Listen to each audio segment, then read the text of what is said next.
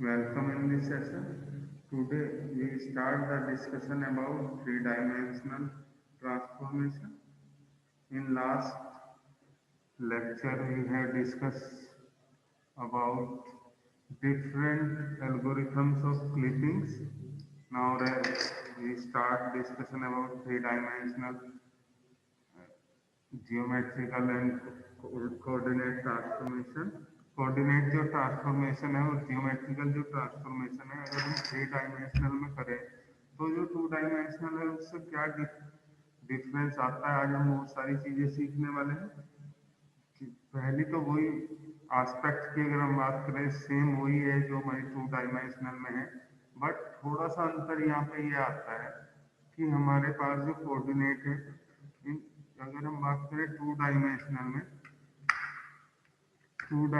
Transformation में, तो हमारे पास किसी भी ऑब्जेक्ट को रिप्रेजेंट करने के लिए जो हमारा ऑब्जेक्ट है, हमारे पास दो कोऑर्डिनेट होते हैं एक्स और वाई. अगर हम थ्री डायमेंशनल ट्रांसफॉर्मेशन की हम बात करें तो इसमें थोड़ा सा डिफरेंस आ जाता है कि हमारा जो ऑब्जेक्ट है जिसको हम ओबीजे से लिख रहे हैं, अगर इसको रिप्रेजेंट करेंगे तो हमारे पास तीन कोऑर्डिनेट हम इसमें यूज करने वाले हैं, X Y and Z. Normally अगर हम टू डायमेंशनल की बात करें तो डायग्राम में जब हम कोऑर्डिनेट सिस्टम को शो करते हैं तो जब हम इस तरह से वर्टिकली मूव करते हैं तो वो होता है वाई एक्सिस, और जब हॉरिजॉन्टली मूव करते हैं तो इसको हम बोलते हैं एक्स एक्सिस. यानी जो हमारे एक्सिस हैं, मैं यहाँ पे लिख रहा हूँ. Hello sir, good morning. Good morning. ये एक्स एक्सिस हो गया, ठीक है. और अगर इस साइड में हम जाएं तो ये वाई एक्सिस हो गया, ठीक है. अब क्योंकि हम थ्री डायमेंशनल पढ़ने वाले हैं तो हमें एक जो कोऑर्डिनेट एक्सिस और चाहिए जिसको हमें जेड से रिप्रेजेंट करना है, और जेड जब हम रिप्रेजेंट करते हैं तो उसको करते हैं इस साइड में,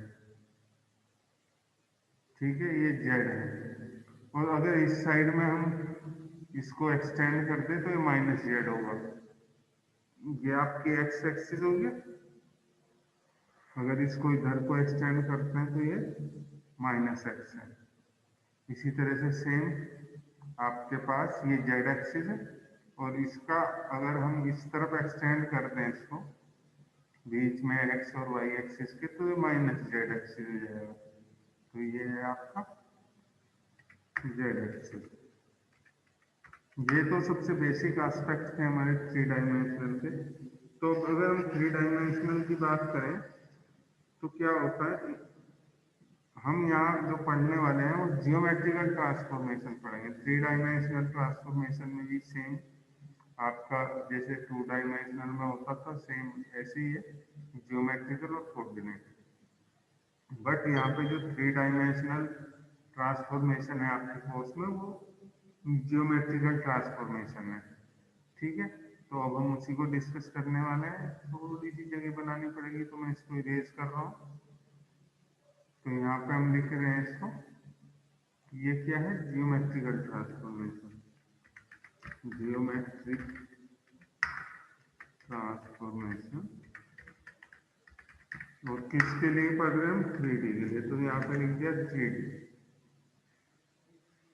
अगर हम बात करें इसमें तो सेम वही चारों ऑपरेशन हमारे यहाँ पे होंगे जो टू डायमेंशनल में थे. तो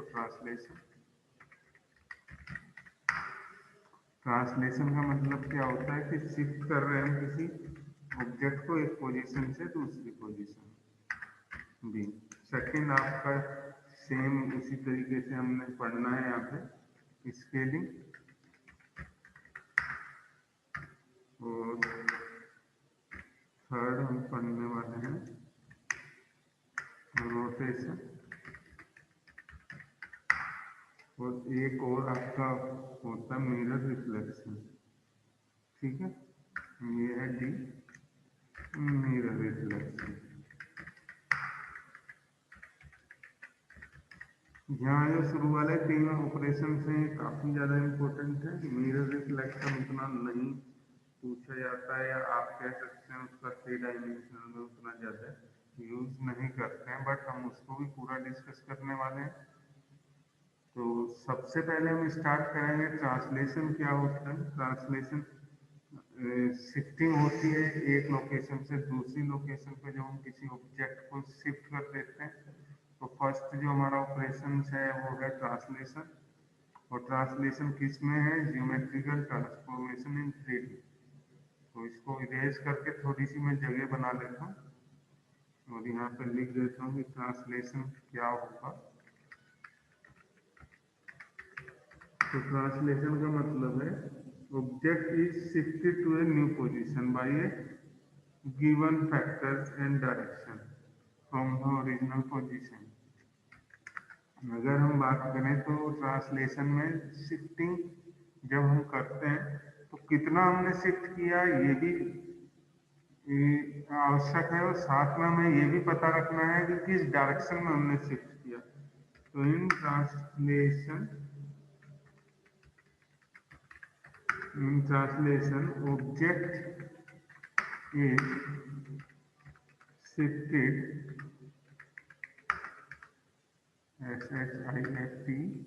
shifted to new position। हम जो है नई पोजीशन पे इसको शिफ्ट कर रहे हैं bye given factor and direction. ये इसको पूरे से डिफाइन करता है डेफिनेशन। फ्रॉम इट्स ओरिजिनल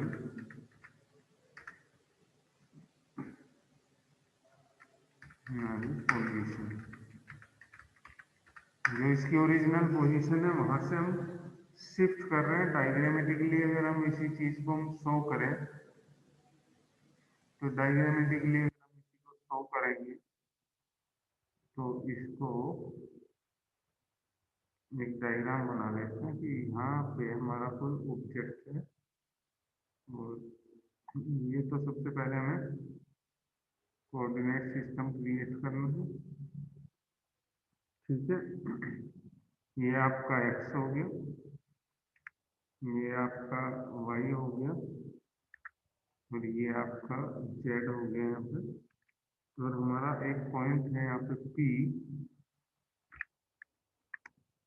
इसके कोऑर्डिनेट है एक्स वाई एंड जेड। ठीक है, ये जो पॉइंट है हमारा, इसको हम क्या कर रहे हैं? शिफ्ट कर रहे हैं। शिफ्ट कहाँ कर रहे हैं? इस तरफ लेके चले जाते हैं। और यहाँ जाने के बाद इसका जो नया नाम पड़ जाता है वो पड़ जाता है पी डैश। यहाँ पे हम इसको शो कर रहे हैं पी डैश से। और हमारे जो कोऑर्डिनेट बदल चुके हैं वो एक्स डैश, वाई डैश और जेड डैश, ये हमारे कोऑर्डिनेट हो गए। अब जब हमने क्या किया, पी से यहाँ से यहाँ इसको शिफ्ट किया तो इसमें जो डायरेक्शन है इसको भी साथ में स्पेसिफाई करते हैं। तो जो हमारा ट्रांसलेशन जो वेक्टर हुआ उसको हमने वी से हम शो कर रहे हैं ट्रांसलेशन वेक्टर को। तो यहाँ पे हमारे पास जो है कितना शिफ्ट हुआ? ए। और किस डायरेक्शन में शिफ्ट हुआ? आपकी एक्स डायरेक्शन है तो वहां पे आई हमने, यानी हमारे पास ये आई हुआ डायरेक्शन और ए हुआ उसका मैग्नीट्यूड। वैसे ही हमारा बी हुआ जेड एक्स वाई एक्सिस के लिए कितना शिफ्ट हुआ और किस डायरेक्शन में हमारा शिफ्ट हुआ, वो हुआ जे। देन हमारे पास सी कितना शिफ्ट हुआ, यानी उसका मैग्नीट्यूड प्लस के आपकी डायरेक्शन हुई। जेड एक्सिस की जो डायरेक्शन है, शिफ्टिंग डायरेक्शन है, उसको रिप्रेजेंट करता है। यानी जो हमारा ट्रांसलेशन वेक्टर, या आप ये कह सकते हो डिस्प्लेसमेंट वेक्टर्स वी है उसको हम रिप्रेजेंट करेंगे ए आई प्लस बी जे प्लस सी के। अब यहाँ से सिंपली हम देख सकते हैं कि हमारी जो शिफ्टिंग हुई वो, अगर हम सीधे जाते हैं यहाँ से यहाँ तक, देखिए इस लाइन को मैं ड्रॉ सिर्फ समझने के लिए कर रहा हूँ ना, ठीक है। तो यहाँ पे यहाँ से यहाँ तक का जो अंतर है, ऐसे इसको हमने क्या कहा कि यहाँ से यहाँ तक जो एक्स एक्सिस में जो चेंजेस हुए दैट इज रिप्रेजेंटेड बाय ए। यहाँ जो ये ए जो है ये यहाँ पे है, और ये वाई में जो चेंजेस हुए यहाँ पे था हमारा वाई इस लोकेशन पे, और अब वाई हमारा यहाँ बन गया, तो ये आपका हो गया बी।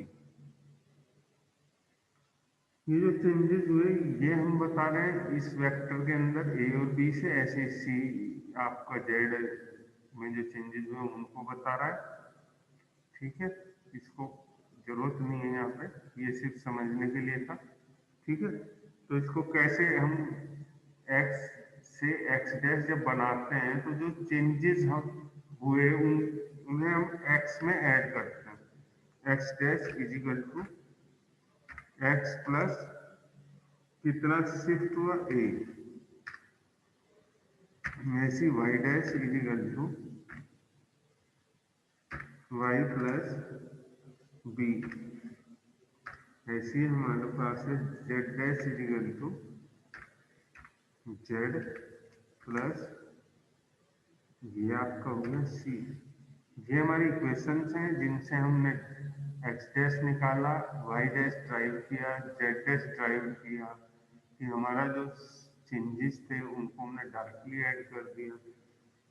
अब एक हमारे पास वेक्टर होता है, वेक्टर की फॉर्म में अगर इसको लिखना है, और वो वेक्टर की फॉर्म में जब हम इसको मैट्रिक्स की फॉर्म में लिखेंगे तो ये हुआ आपका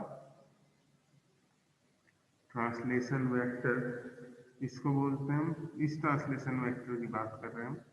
इसको मैट्रिक्स की फॉर्म में जब लिखेंगे तो टी बी, ठीक है। और क्योंकि 3 डायमेंशनल में काम कर रहे हैं तो हमने क्या करना है कि 4x4 का मैट्रिक्स बनाएंगे। ये आपका x, जैसे अगर हम 2 डायमेंशनल में बात जब हम वर्क करते थे तो हमें 3x3 का मैट्रिक्स बनाना था। अब 3 डायमेंशनल में वर्क कर रहे हैं तो हमें बनाना पड़ेगा ये हमें बनाना पड़ेगा 4x4 का मैट्रिक्स। तो सबसे पहले ये x हो गया, यानी इसकी बात कर रहे हैं, ठीक है।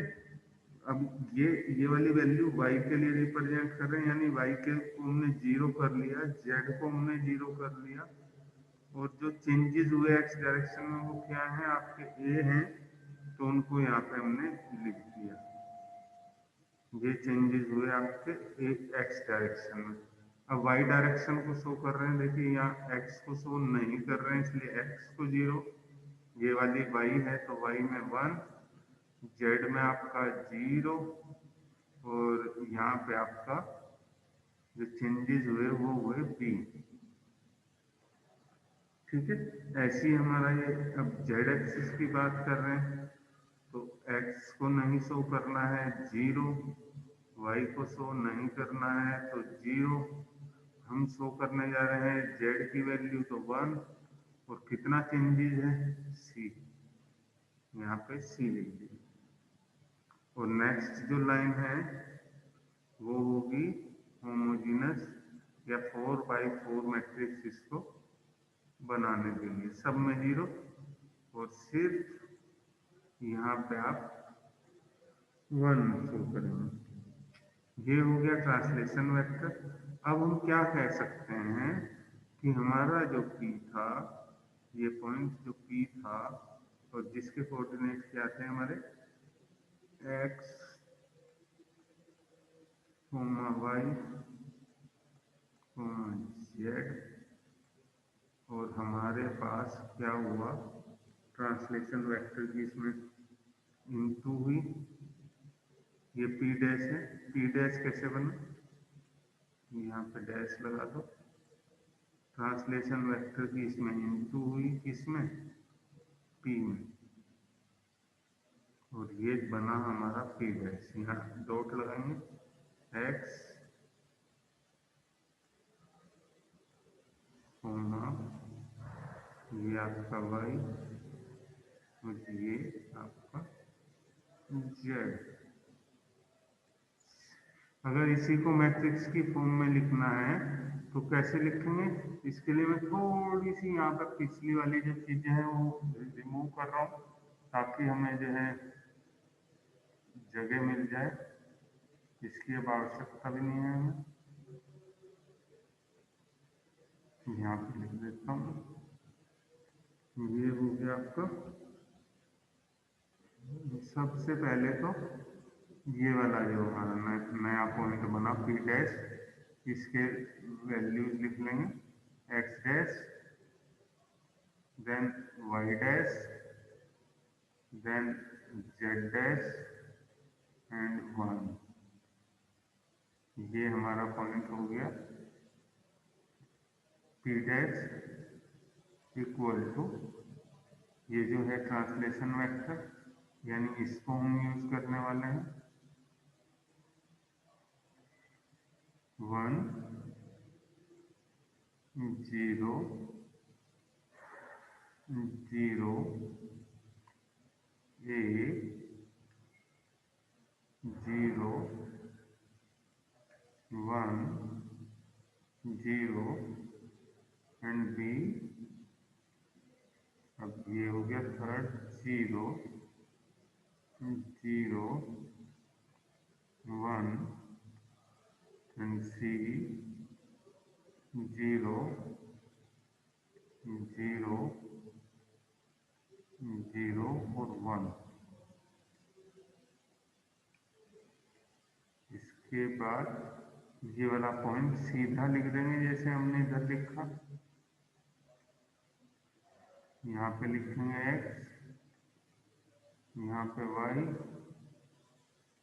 यहाँ पे z और लास्ट में 1। इस तरह से पूरा हमारा जो ट्रांसलेशन है वो कंप्लीट हो गया है। नाउ अब हम चलने वाले हैं स्केलिंग पे। स्केलिंग जो ऑपरेशन है वो हम कैसे करेंगे, ठीक है। जो नेक्स्ट हमारा ऑपरेशन होता है 3 डायमेंशनल में, वो होता है स्केलिंग। इसको क्लियर कर रहा हूँ, उम्मीद है आप लोग इसको समझ चुके होंगे। और अगर कोई प्रॉब्लम भी है, आपको कोई सब टॉपिक समझ नहीं आया है, तो आप वीडियो को रिवाइंड करके भी देख सकते हैं, ठीक है। इसको मैं चैनल पे भी अपलोड करा दूंगा, ताकि साथ में जो है अगर जब भी आपको देखना है तो आप देख लें इसे। अब मैं बताने वाला हूँ next operation scaling. Scaling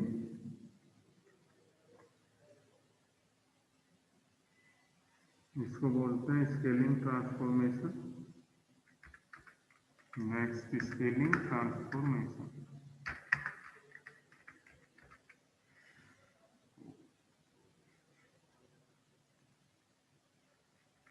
formation. जो स्केलिंग ट्रांसफॉर्मेशन है उसका क्या मतलब होता है? किसी भी ऑब्जेक्ट में उसके शेप और साइज में अगर हम चेंजेस करते हैं, देन उसको बोलते हैं स्केलिंग। अगर जो भी हम शेप साइज में जो चेंजेस करेंगे, यानी किसी ऑब्जेक्ट को साइज में छोटा कर रहे हैं, कंप्रेस कर रहे हैं या एक्सपेंडिंग कर रहे हैं, तो उस प्रोसेस को बोलते हैं स्केलिंग। द प्रोसेस, ठीक है, मैं यहाँ पे लिख रहा हूँ इसकी definition. The process of compressing and expanding any object or the process of changing the dimension of object is called scaling किसी भी अगर प्रोसेस के थ्रू हम ऑब्जेक्ट के डायमेंशन में चेंज करते हैं यानी उसका साइज बदलते हैं, then it is known as scaling. कुछ हमारे स्केलिंग फैक्टर्स होते हैं जो हमारे एक्स डायरेक्शन में स्केलिंग कर रहे हैं उसको एस एक्स से रिप्रेजेंट करते हैं, जो वाई डायरेक्शन में चेंजेस कर रहे हैं उसको एस वाई से, जो जेड डायरेक्शन में हम चेंजेस कर रहे हैं एस एस जेड से। अभी उसी स्केलिंग जो फैक्टर्स है उनके उनको अगर कंसिडर करके हम स्केलिंग को कैटेगराइज करें तो वो होता है दो तरह का, या तो मैग्निफिकेशन या रिडक्शन। मैग्निफिकेशन का मतलब है हम ऑब्जेक्ट को साइज में इंक्रीज कर रहे हैं, जबकि रिडक्शन का मतलब होता है हम अपने ऑब्जेक्ट को साइज में रिड्यूस कर रहे हैं। कब हमारा मैग्निफिकेशन होगा और कब हमारा रिडक्शन होगा, it is depend on the scaling factor. If scale factor जो हमारा स्केल फैक्टर है उसको मैं यहाँ पे लिख रहा हूँ, ठीक है। स्केल फैक्टर आपका एस एक्स, ये आपका हुआ एक्स डायरेक्शन में, ठीक है। ऐसे ही हमारा एस वाई हुआ जो वाई डायरेक्शन में है, और फिर ऐसे ही हमारे पास एस जेड डायरेक्शन में जो फैक्टर हुआ, अगर हमारी वैल्यू इनकी वैल्यू इसको एस से रिप्रेजेंट कर रहे हैं सबके कम्बिनेशन को, मोर देन वन है, ठीक है। अगर इनकी वैल्यू मोर देन वन है तो हम कह सकते हैं कि जो हमारा फैक्टर है the scaling is called the scaling is called magnification. जिसे मैग्निफिकेशन कहेंगे अगर हमारा टोटल जो है तीनों S X S Y S Z more than one है, then it is known as magnification. Same ऐसे ही हमने रिडक्शन की बात करनी है। कब रिडक्शन होगा, अगर हमारा एस एक्स ये एक्स डायरेक्शन का स्केलिंग है, ठीक है। ऐसे ही हमारे पास एस वाई वाई डायरेक्शन का, और ये एस जेड, ठीक है, ये इक्वल टू एस, और ये वैल्यू कितना है लेस देन वन।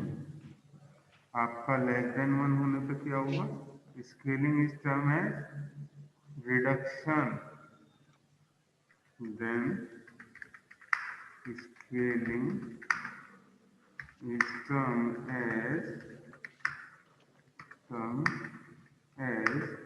रिडक्शन।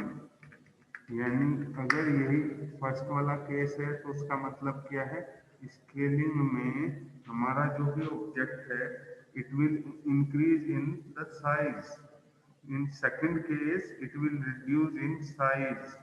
अगर हमारा तीनों फैक्टर्स लेस देन वन है तो हमारा जो ऑब्जेक्ट है उसका साइज रिड्यूस होगा, घट जाएगा, और अगर वो मोर देन वन है तो साइज बढ़ जाएगा।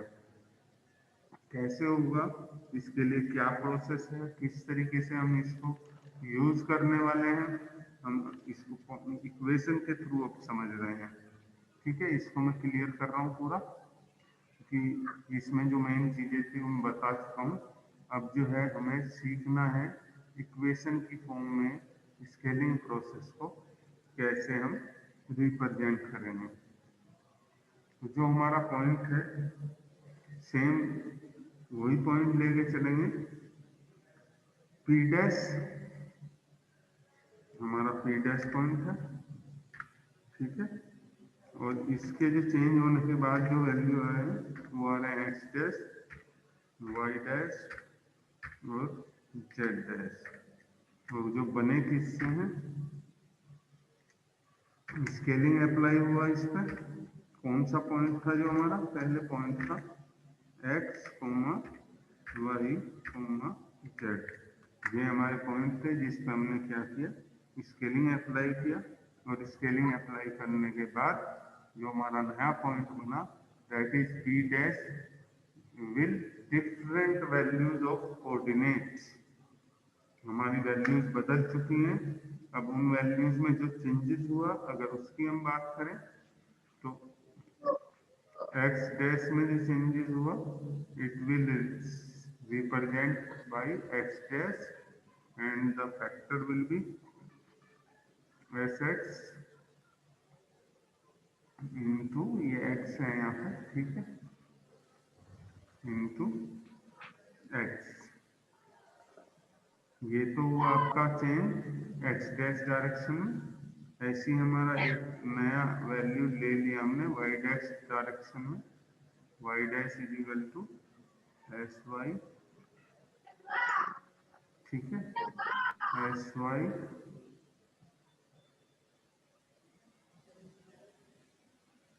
एस। बेटे किसी का जो माइक है वो खुला हुआ है बेटे, म्यूट करने एक बार। सभी स्टूडेंट्स प्लीज अपना जो माइक है वो म्यूट कर लें, ठीक है।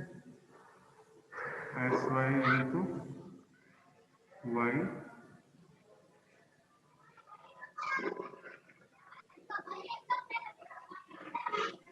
एक मिनट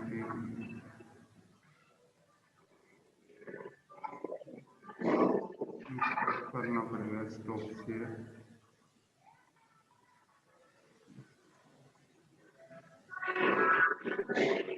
अजय आप अपना माइक जो है म्यूट कर लो, ठीक है, वापिस आ रहे हैं।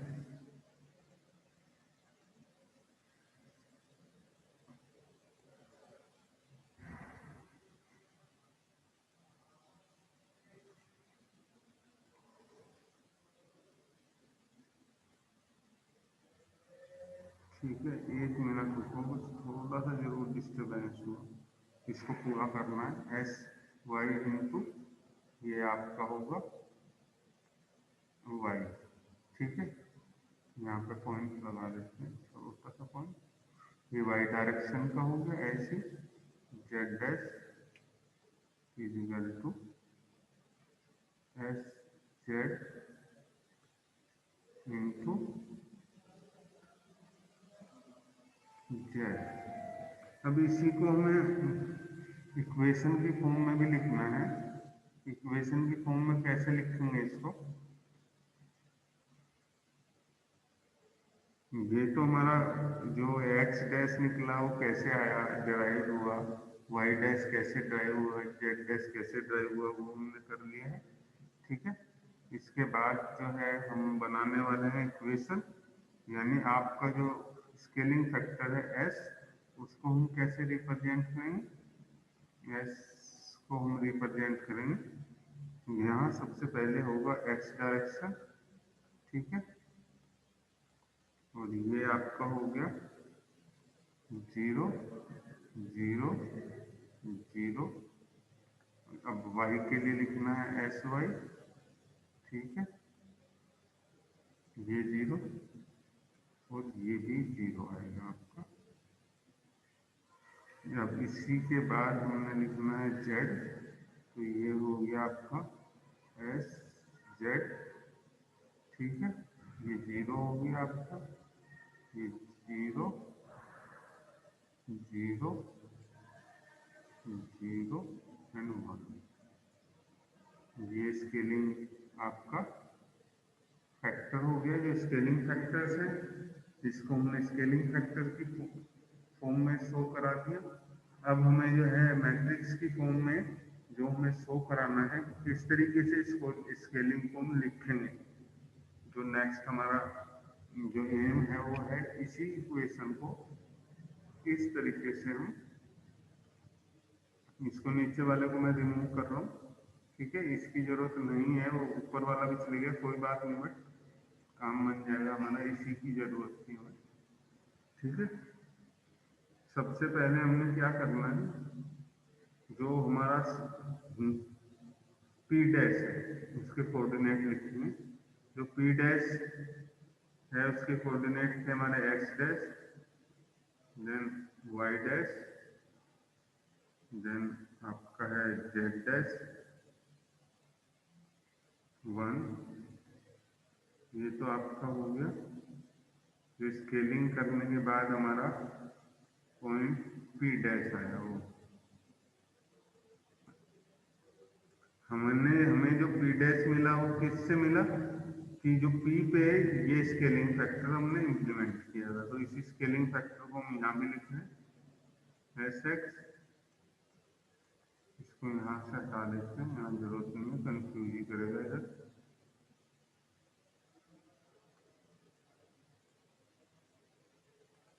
एस एक्स, फिर ये आपका हो गया 0 0, और कितना हमारा चेंज हुआ वो यहाँ पे स्पेसिफाई करेंगे। 1 टाइम हुआ, 2 टाइम चेंज हुआ, तो वो यहाँ लिखेंगे ए में। जबकि वहाँ पे जो हमारा स्केलिंग फैक्टर था वहाँ हमने 0 लिया था, बट यहाँ स्पेसिफाई करेंगे जो चेंजेस हुआ कि कितना हुआ, वो ए मान के चल रहे हैं। ये चेंजेस हुआ 0, अब एस वाई, फिर ये 0, और वाई डायरेक्शन में कितना चेंज हुआ उसको हम रिप्रेजेंट कर रहे हैं बी से। ठीक है, इसके बाद ये 0, ये भी 0 आएगा, और यहाँ हो जाएगा एस जेड, ये हो गया आपका जेड, और यहाँ हो जाएगा आपका सी। नेक्स्ट 0 0 0 एंड 1, ये हो गया। और अब यहाँ पे लिख देंगे कोऑर्डिनेट ऑफ पॉइंट पी। ये एक्स में चेंजेस है तो सामने लिख दिया, ये वाई के चेंजेस हैं तो वाई को यहाँ लिख दिया, ये जेड के चेंजेस हैं तो जेड को इधर लिख देते हैं, तो ये 1। इस तरीके से ये पूरा हमारा स्केलिंग वाला जो प्रोसेस है वो कंप्लीट हो गया। अभी हमारे पास जो है इसमें 2 ऑपरेशन और बचे हैं, एक तो रोटेशन और दूसरा